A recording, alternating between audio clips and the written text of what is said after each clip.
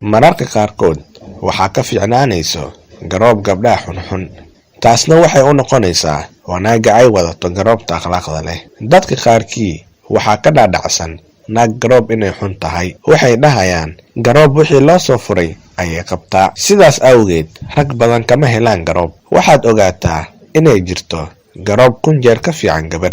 waxaa laga yaabaa garoobta inay tahay naag akhlaaq leh oo diin leh oo ninkeeda xumaa, sidaas awgeed furiin ku dhacay. maxaad ka ogtahay ninka inuu naagta siray oo ay u malaynaysay inuu yahay nin fiican, marka ay isguursadeenna ay ogaatay inuu yahay nin wasaq ah. waxaa lagaaga baahan yahay inaadan u malaynin garoob kasta inay tahay naag xun. furiinka wuxuu ku imaan karaa qaabab badan, marka ha u malaynin inay iyada sabab u tahay. soomaalida waxay dhahaan garoob fiican markay arkaan waa ul ka soo fakatay nin doqon ah. niman waxaa jira aan naag dhaqan karin oo aan shaqaysan karin oo ka hela inay wax shaxaadaan. sidaas awgeed kama soo bixi karo mas-uuliyadda guriga ka saaran. imise qof oo garoob wanaagsan guursaday oo ka roon gabar.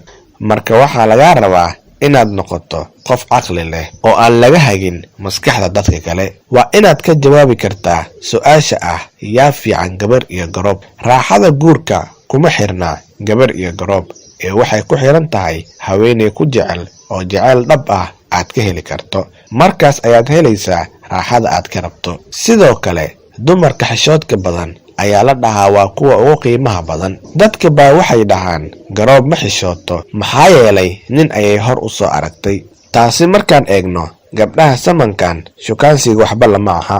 waxaad arkaysaa gabar laba qayb ah, dhinac gabar ka ah dhinacna garoob ka ah. xishood waa wax qiimo badan. xishoodka waxaa laga wadaa midka bannaanka, laakiin marka ay ninkeeda la joogto lagama wado, waayo raaxada waxay ku jirtaa naagta iyo ninkeeda inay isfahmaan. intaan ku kulmi doonno muuqaalkan muuqaalka xiga waxaan idiin leeyahay sidaas iyo nabadgelyo.